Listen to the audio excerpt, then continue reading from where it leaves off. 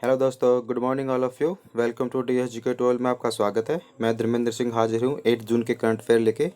कृपया वीडियो को अंत तक देखें। वीडियो को लाइक, शेयर एंड सब्सक्राइब करना ना भूलें तथा ज़्यादा से ज़्यादा जो अपने स्टडी रिलेटेड ग्रुप है उनमें शेयर करें। तो दोस्तों, अब आते हैं हम अपने करंट सेशन की तरफ। आशा है आपको ये वीडियो पसंद आएगी। तो दोस्तों, आज का हमारा पहला क्वेश्चन है, हाल ही में संयुक्त रूसी भाषा दिवस कब मनाया जाता है। एक्चुअली दोस्तों, ये संयुक्त रूसी भाषा दिवस क्या होता है, एक्चुअली ये यूएन ने द्वारा मनाया जाता है। तो दोस्तों, इसका जो राइट आंसर है वो है अपना ऑप्शन बी, 6 जून को रूसी भाषा दिवस संयुक्त रूसी भाषा दिवस मनाया जाता है। एक्चुअली दोस्तों, ये मनाया मतलब किस लिए जाता है। एक्चुअली जो रशियन लैंग्वेज है उसको लोगों को प्रति उसको जागरूक करने के लिए यह मनाया जाता है। तथा ये मनाने के पीछे क्या है, एक रूसीय लेखक थे A.S. मस्किन, तो उसका जन्मदिन आता है 6 जून को। तो इस दिन को मनाया जाता है। ठीक है दोस्तों। और दोस्तों, एक्चुअली जो ये मनाया जाता है यूएन द्वारा, यूनाइटेड नेशन द्वारा। अब बात यूनाइटेड नेशंस की है तो यूनाइटेड नेशंस के बारे में जानते हैं। यूनाइटेड नेशन का फॉर्मेशन हुआ था 24 अक्टूबर 1945 को। और जो 24 अक्टूबर है वो यूएन नेशन डे के रूप में भी मनाते हैं। और इसके जो हेडक्वार्टर है वो है न्यूयॉर्क के अंदर। और जो हेड है वो है एंटोनियो गुटेरस। ठीक है दोस्तों, एंटोनियो गुटेरस। अब दोस्तों, यूएनए में टोटल जो यूएनए के अंदर जो लैंग्वेज हैं वो 6, जो इसकी आधिकारिक लैंग्वेज है वो 6 हैं। कौन कौन सी? अरबी है, रूसी, Spanish, China, English and French. ये 6 लैंग्वेज हैं जो इसकी यूएनए की आधिकारिक भाषा हैं। और दोस्तों, ये है इससे एक 23 अप्रैल को एक और डे, मतलब ये रूसी भाषा का एक और दिन बनता है। 23 अप्रैल को इंग्लिश भाषा दिवस मनाते हैं। 20 अप्रैल को इंटरनेशनल चाइनीज लैंग्वेज डे मनाते हैं। और 20 मार्च को फ्रेंच लैंग्वेज डे भी मनाते हैं। और 18 दिसंबर को अरबी लैंग्वेज डे मनाते हैं। ठीक है दोस्तों, ये थे कुछ इससे लैंग्वेज से रिलेटेड अपने जो कुछ फैक्ट। तो अब आते हैं दोस्तों अपने क्वेश्चन नंबर 2 पे। हाल ही में थैंक्स मॉम नामक वृक्षारोपण कार्यक्रम कहाँ शुरू किया गया है। तो दोस्तों, ये थैंक्स मॉम नामक वृक्षारोपण कार्यक्रम क्या है, थोड़ा हम इसके बारे में डिटेल से जानते हैं। एक्चुअली हुआ क्या है कि इसका जो राइट आंसर है दोस्तों वो है ऑप्शन बी, मध्य प्रदेश। मध्य प्रदेश सरकार ने ये स्टार्ट किया है, ये एक इनिशिएटिव है थैंक्स मॉम। एक्चुअली ये है क्या, मध्य प्रदेश की जो सामाजिक और न्याय कल्याण निदेशालय है उसके सभी कर्मचारी क्या करेंगे, पौधा लगाएंगे तथा उस पौधे को जो भी उनकी माँ का नाम है वो देंगे। इसलिए यह थैंक्स मोम नामक इस वृक्षारोपण कार्यक्रम है, इसका नाम है। इसके पीछे देने का लॉजिक क्या है, एक्चुअली इसके पीछे देने का लॉजिक क्या है कि माँ का नाम देने से क्या है, उस पौधे के प्रति हमारा अटैचमेंट ज़्यादा रहेगा और हम उसकी देखभाल भी थोड़ी ज़्यादा करेंगे। तो दोस्तों, ऐसा किया है मध्य प्रदेश सरकार ने। तो बात एमपी की है तो एमपी के बारे में जानते हैं। कैपिटल है भोपाल। चीफ मिनिस्टर हैं शिवराज सिंह चौहान, जो चौथी 5वीं बार आई थिंक इसके भोपाल के जो सीएम बने हैं। गवर्नर है लालजी टंडन। और लालजी टंडन इससे पहले कहाँ के थे, ये थे आई थिंक बिहार के थे। ठीक है दोस्तों। और यहाँ की जो लोकसभा सीटें हैं वो है 29, राज्यसभा है 11, विधानसभा 230। और नंबर ऑफ डिस्ट्रिक्ट टोटल हैं दोस्तों 52। अब दोस्तों, थोड़ा इसके बारे में भी जानते हैं। वही मध्य प्रदेश ने काफ़ी इनिशिएटिव, सबसे ज़्यादा आई थिंक जितने भी कोई पहल है, ऐप्स है कोरोना से रिलेटेड, मोस्टली कोरोना से रिलेटेड ज़्यादा क्या है एमपी ने स्टार्ट किया। अभी कुछ टाइम पहले दोस्तों ने किया था जीवन अमृत। जीवन अमृत क्या था, एक्चुअली ये जो हमारी इम्यूनिटी पावर है उसको स्ट्रॉन्ग करने के लिए था। 50-50 के त्रिकुट नाम के चूर्ण दिए जाते थे। उस चूर्ण में क्या था कि हमारी इम्यूनिटी पावर स्ट्रॉन्ग होने के जो टोटल दवा थी, 3 तरह की, 3 इसमें मतलब औषधि टाइप की थी, जैसे काली मिर्च, पीपल और एक और थी। तो उन तीनों को मिला के ये हेमपुट चूर्ण बनाया गया था और 50-50 ग्राम के पैकेट बनाए गए थे इसके, ताकि वो लोगों में वितरित हो सके। एक था दोस्तों जीवन शक्ति योजना। जीवन शक्ति योजना में क्या थी कि जो भी गांव में या गांव गांव में जो भी घरेलू महिलाएं हैं उनको काम देने के लिए क्या था, उनको मास्क बनाने का काम दिया गया था।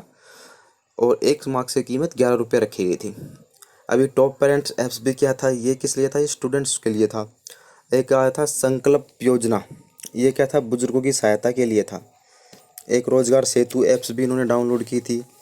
एक इन्होंने क्या था, एफआईआर आपके द्वार। इसमें क्या था कि पहले क्या होता था कि एफआईआर के लिए हमें पुलिस स्टेशन जाना पड़ता था, बट अब क्या है, हम कॉल करेंगे, पुलिस आपके घर आएगी, आपकी एफआईआर दर्ज करेगी और चली जाएगी। तो इसलिए इसका नाम एफआईआर आपके द्वार रखा गया था।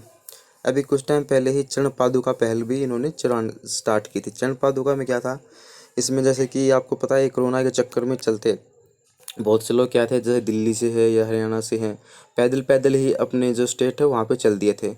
तो ऐसे लोगों के लिए क्या था कि जिसकी चप्पल बेकार हैं, टूट गई हैं या घिस गई हैं, उन्होंने वहाँ पे नई चप्पल रख दी थी, अलग अलग से सोशल डिस्टेंस की थोड़ी थोड़ी दूरी बना के। जिसको भी जो चप्पल पसंद आती थी वो अपना लेकर जाता था। तो ये चरण पादुका अभियान था।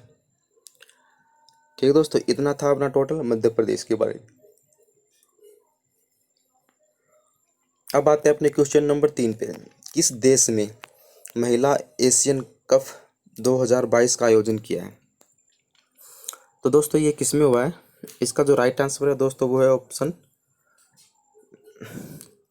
इसमें दोस्तों गलती से एक ऑप्शन रह गया है। इसका जो ऑप्शन हमारा है इंडिया, ये इंडिया के अंदर हो रहे हैं दोस्तों। ठीक है दोस्तों, और इससे पहले इंडिया में ये कब हुए थे? एक्चुअली ये इंडिया में सेकंड बार अब होने वाले हैं। फर्स्ट बार कब हुए थे? ये हुए थे 1979 में, पहली बार ये गेम हुए थे ऐसे, और अब ये दोबारा से हो रहे हैं। और दोस्तों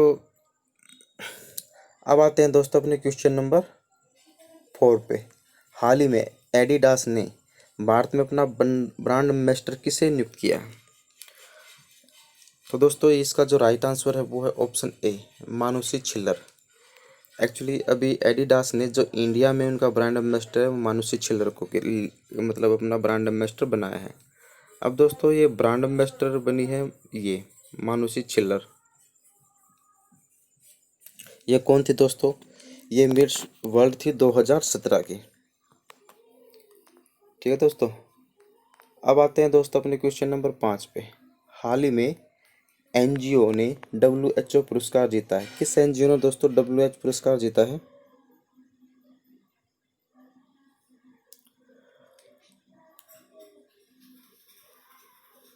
और दोस्तों ये जो हमारा जो एशियन कप का जो आयोजन हुआ था ये किसके द्वारा होता है दोस्तों? ये होता है AFC द्वारा, एशियन फुटबॉल कमीशंस के द्वारा।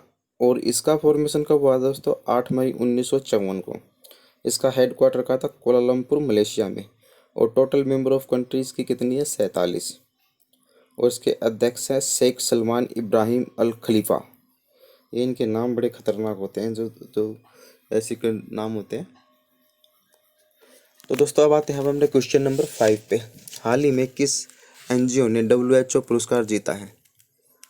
ठीक है दोस्तों, तो ये WHO पुरस्कार किसने जीता था? जिसका राइट ऑप्शन है दोस्तों ऑप्शन ए, सीड्स ने। एक्चुअली सीड एक एनजीओ है जो बिहार में काम करता है, और इसने क्या है, जो बिहार में दारू, गुटखा, बीड़ी, सिगरेट इसके प्रति लोगों को जागरूक किया है, उनकी बुराइयों के बारे में लोगों को बताया है, और उसको छोड़ने के बाद उनके क्या क्या बेनिफिट हैं उसके बारे में लोगों को बहुत जागरूक किया है। और ये बहुत उन्होंने अच्छा काम किया है, इससे काफ़ी लोगों को हेल्प भी पहुंची है। तो उसी को देखते हुए WHO ने इसे यह WHO पुरस्कार दिया है। अब बात WHO की है दोस्तों। WHO का फॉर्मेशन कब हुआ था? 7 अप्रैल 1948 को। इसका हेडक्वार्टर कहाँ है? जिनेवा। और यहाँ के हेड कौन है? टेड्रोस अदानो। ठीक है दोस्तों, तो अब आते हैं दोस्तों अपने क्वेश्चन नंबर 6 पे। हाल ही में रूस में पावर प्लांट से 20 टन डीजल के रिसाव के बाद किस नदी का रंग लाल हो गया? तो दोस्तों ये किस अभी हाल ही में ये काफ़ी चर्चा का विषय था। एक्चुअली ये दोस्तों इसका जो राइट आंसर है वो है अंबरनाया नदी। ठीक है दोस्तों, एक्चुअली हुआ क्या था कि अंबरनाया नदी में एक्चुअली जो आपको पता ही होगा कि रसिया का जो मोस्टली हिस्सा है, ज़्यादातर हिस्सा है क्या है, वो बर्फ़ से ढका हुआ है, और स्ट्रॉन्ग बर्फ़ होती है वहाँ पे, मतलब पूरी तरह से काफ़ी सालों से, कई सौ सालों से मतलब ऐसे हिस्सा काफ़ी हिस्सा जमा हुआ है। तो हुआ क्या था कि जो इनके तेल के जो टैंकर थे जो भी थे वो क्या क्या क्या था, इन्होंने उस बर्फ के ऊपर रखे हुए थे। और क्या हुआ कि अचानक से वो बर्फ पूरी की पूरी नीचे से टूट गई, और वो सारा का तेल अंदर जो रिसाव होके वो नदी के अंदर मिल गया।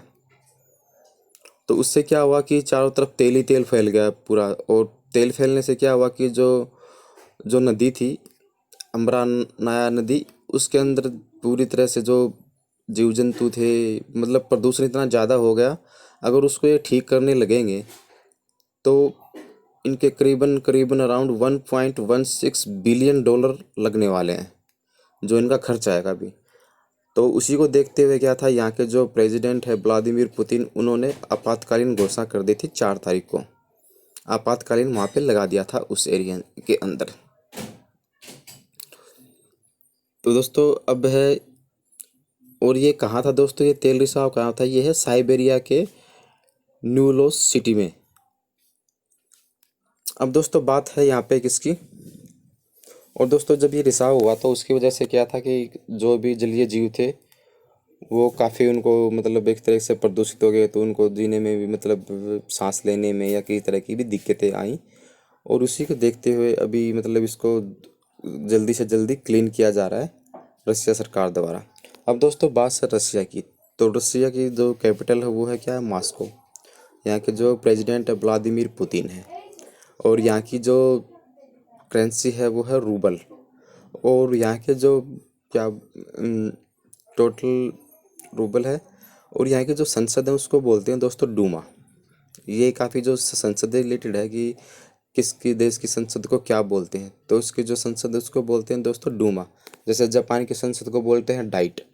और जैसे हमारे ये नेपाल है, मालदीव है, इनकी मोस्टली जो संसद को बोलते हैं मजलिस। ठीक है दोस्तों, तो इस तरह से मतलब इसका ये पूरी डिटेल है। अब आते हैं दोस्तों अपने क्वेश्चन नंबर 7 पे। हाल ही में safe online learning in the time of कोविड-19 किताब किसके द्वारा लॉन्च की गई है। एक्चुअली जो किताब है दोस्तों, safe learning in the time of कोविड-19, तो ये किताब किससे रिलेटेड है। एक्चुअली दोस्तों ये किताब रिलेटेड है, इसमें इंफॉर्मेशन है किसके बारे में। एक्चुअली जो साइबर क्राइम होता है, एक्चुअली दोस्तों क्या है, जितना जितना हम ऑनलाइन की तरफ बढ़ते हैं, सब चीज़ें ऑनलाइन कर रहे हैं, तो ऑनलाइन में क्या है कि हमारी जो ऑनलाइन सिक्योरिटी है वो बहुत आवश्यक होती है। अदरवाइज़ हमारा डाटा भी चोरी हो सकता है, हमारे बैंक से पैसे भी निकल सकते हैं। अब अगर हमारे पास साइबर सिक्योरिटी अच्छी नहीं होगी तो सब चीज़ें ऑनलाइन करने का कोई फ़ायदा नहीं है, क्योंकि उसका कोई भी मिसयूज कर सकता है। तो ये ऑनलाइन है, इसमें साइबर जो क्राइम है उससे बचने के लिए क्या क्या किया जाए, उस चीज़ के प्रति लोग मतलब जो स्टूडेंट्स हैं उनको जागरूक करने के लिए बनाया गया है safe online learning in the time of कोविड-19। ठीक है दोस्तों, और इसका जो फॉर्मेट मतलब किसके द्वारा की गई, तो इसका जो राइट आंसर है ए, ऑप्शन ए, रमेश पोखरियाल निशंक। पोखरियाल निशंक क्या है, ये हमारे HRD मिनिस्टर हैं। ठीक है दोस्तों, अब आते हैं दोस्तों अपने क्वेश्चन। और ये किसके द्वारा दोस्तों किया गया है, ये NCERT तथा यूनेस्को इंडिया के द्वारा बनाई गई है ये किताब जो है। अब आते हैं दोस्तों अपने क्वेश्चन नंबर 8 पे। जनवरी 2021 में यूनिक ट्विन समिट की मेजबानी किसके द्वारा की गई थी। तो दोस्तों इसका जो राइट आंसर है वो है option C, WEF, world economic forum. तो इसके द्वारा इसकी जो समिट की है उसकी मेजबानी की जाएगी 2021 की। तो इसका दोस्तों फॉर्मेशन कब हुआ था, इसका फॉर्म हुआ था 1971 को। हेडक्वार्टर कहाँ है दोस्तों, कोलोन स्विट्जरलैंड में। और यहाँ के जो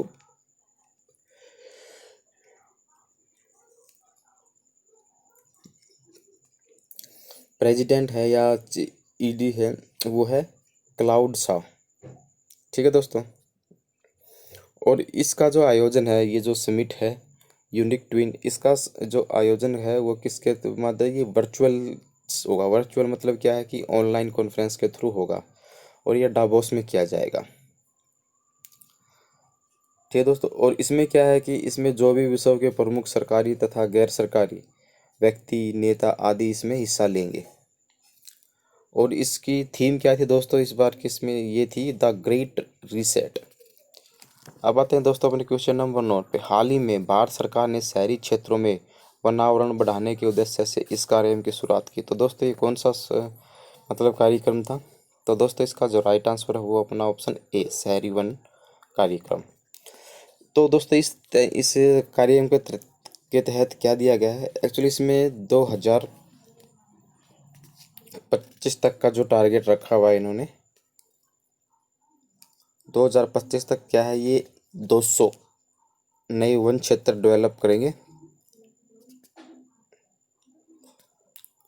ठीक है दोस्तों, और ये पूरे भारत में मतलब क्या है, वन विकसित किए जाएंगे इस योजना के तहत। अब दोस्तों इसमें जैसे कि ये पौधागिरी है, ये पौधागिरी कहाँ का है दोस्तों? ये है हरियाणा सरकार ने भी लॉन्च किया था पौधागिरी। और ये हमारा जो एक है, एक छात्र एक वर्ष, ये किसने किया था दोस्तों? ये किया था एमपी मध्य प्रदेश ने। और एक है हमारा सेव ग्रीन स्टे क्लीन, ये किया था वेस्ट बंगाल ने। तो दोस्तों ऐसे ही हम मतलब करंट से रिलेट करके इन चीज़ों को ज़्यादा टाइम तक, लॉन्ग टर्म तक याद रख सकते हैं। अब आते हैं दोस्तों अपने क्वेश्चन नंबर 10 पे। हाल ही में भारत की ओर से राहुल श्रीवास्तव